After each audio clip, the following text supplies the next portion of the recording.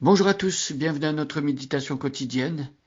Eh bien oui, nous sommes à nouveau aujourd'hui dans cette belle lettre de Paul à Timothée. C'est la deuxième lettre que Paul a écrite à Timothée, qui l'appelle son fils spirituel. Paul qui est le mentor, qui est le père spirituel de Timothée. Paul qui s'est investi dans la vie de ce jeune homme et qui, vers la fin de sa vie, parce que 2 Timothée est sans doute l'une des dernières, sinon la dernière lettre que Paul a écrite, et donc Paul va parler d'une manière très intime à son protégé Timothée, et il va l'exhorter, il va l'encourager, et il va continuer à l'instruire. Et on peut s'imaginer que cette relation entre Paul et Timothée n'était pas à sens unique. Il n'y avait pas que Paul qui donnait à Timothée, et Timothée pouvait aussi encourager l'apôtre Paul, et on le voit dans cette lettre. Paul s'attend à être encouragé par son protégé, par son fils spirituel Timothée. Je vais lire.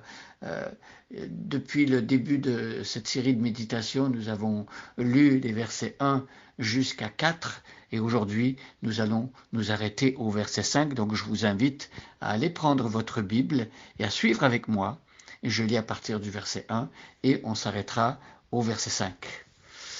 Paul, apôtre de Jésus-Christ, par la volonté de Dieu, chargé d'annoncer la vie promise par Dieu, accessible dans l'union avec Jésus-Christ, salue Timothée, son cher enfant.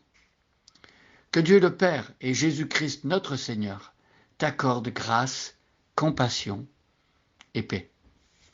Je suis reconnaissant envers Dieu que je sers avec une conscience pure, à l'exemple de mes ancêtres, lorsque continuellement, nuit et jour, je fais mention de toi dans mes prières. Je me rappelle tes larmes, et j'éprouve un vif désir de te revoir afin d'être rempli de joie. Et voici le verset sur lequel nous allons nous arrêter aujourd'hui, verset 5. Je garde le souvenir de ta foi sincère, cette foi qui se trouvait déjà chez ta grand-mère Loïs et ta mère Eunice. À présent, elle habite aussi en toi. J'en suis pleinement convaincu. Alors Paul, je suis sûr qu'il avait plein de souvenirs par rapport à Timothée. Ils avaient fait des voyages missionnaires ensemble. Ils avaient partagé à un niveau assez intime. Paul avait instruit son protégé Timothée.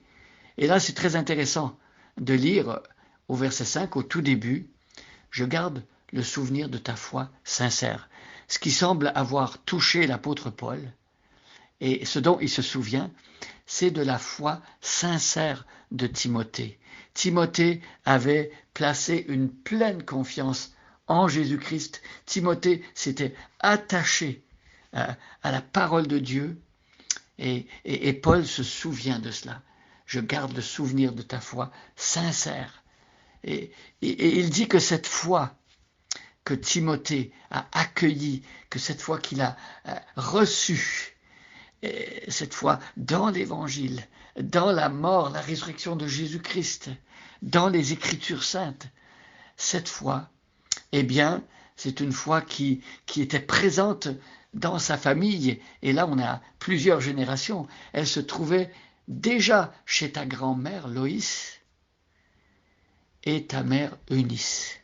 Voyez comment, au niveau d'une famille, la foi peut se transmettre. Et c'est magnifique de penser qu'une grand-mère va être un exemple, va parler à la fille va se tourner vers Dieu, et à son tour la fille va pouvoir partager la parole de Dieu avec ses enfants, et les enfants vont croire à leur tour.